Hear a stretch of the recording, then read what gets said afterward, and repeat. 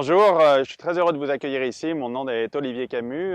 Je suis chef de produit Can-Am Side by Side Global, c'est-à-dire pour la division Amérique du Nord et aussi pour la division internationale. Et je suis très heureux aujourd'hui de pouvoir vous présenter le nouveau Can-Am Defender.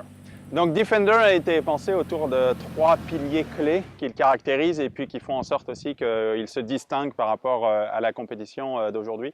Le premier, c'est Defender est robuste. Alors pourquoi est-ce qu'on peut dire que Defender est robuste? Tout d'abord, c'est à cause de ses moteurs. Nous avons deux choix de moteurs, le HD8 d'un côté, qui propose 50 chevaux et puis 50 livres-pieds de couple. Et l'autre option que nous offrons aussi aux clients, c'est le HD10, qui est un 976 cm3, qui lui aussi offre une belle proposition de valeur puisqu'il a 72 chevaux et puis 61 livres-pieds de couple, qui est cette fois-ci, lui, 21% plus efficace que son principal concurrent, qui est le Ranger 900. Donc le deuxième élément qui me fait dire que Defender est robuste, c'est sa transmission que nous avons complètement développée spécifiquement pour Defender. Alors cette transmission, nous l'appelons la Pro Torque CVT. Qu'est-ce qu'elle a de particulier? Tout d'abord, c'est ce que nous appelons le QRS, le Quick Response System, ce qui fait que l'engagement entre les poulies et les courroies est optimisé et ça me permet donc une meilleure réponse, notamment lors des vitesses réduites. Le troisième élément qui nous fait dire aussi que Defender est robuste, c'est son châssis.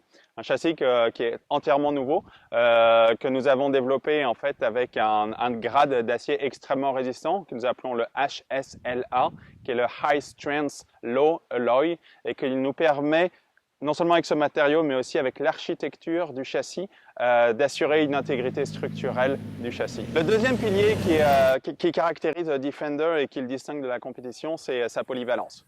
Alors la polyvalence, ça commence notamment avec différents modes de traction et des modes de conduite. Le mode de traction, nous avons le traditionnel 4x4 et 2x2, mais qui se couple aussi à une option de pouvoir ouvrir ou alors fermer le différentiel ouvert.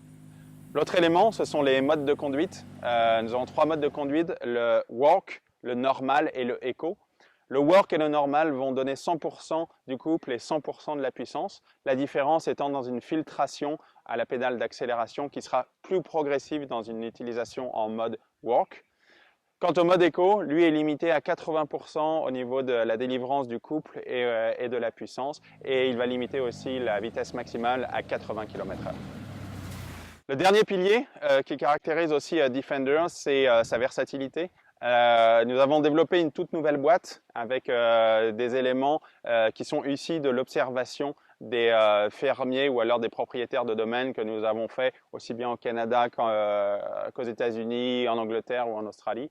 Et avec des solutions simples, comme par exemple des cavités pour mettre des seaux de 5 gallons, ou alors 14 points d'attache au niveau des accessoires, un équilibre pensé pour que la benne puisse se basculer de façon efficace, ou alors d'avoir un haillon qui soit amovible et puis qui puisse supporter une charge de 250 livres, pour lesquels nous sommes d'ailleurs les seuls à le proposer dans l'industrie. L'autre élément qui caractérise la versatilité aussi, c'est ce que nous appelons le Pro Bench Seat, le Versa Pro Bench Seat, qui est en fait une solution d'assise exclusive dans le marché, puisque les sièges passagers peuvent se lever et libèrent un espace supplémentaire, non seulement pour transporter des choses, mais aussi pour accueillir des chiens. Le Defender sera disponible dans les concessions à partir du mois de décembre, et en commençant avec le moteur HD10, et puis ensuite le HD8 viendra un petit peu plus tard dans l'année.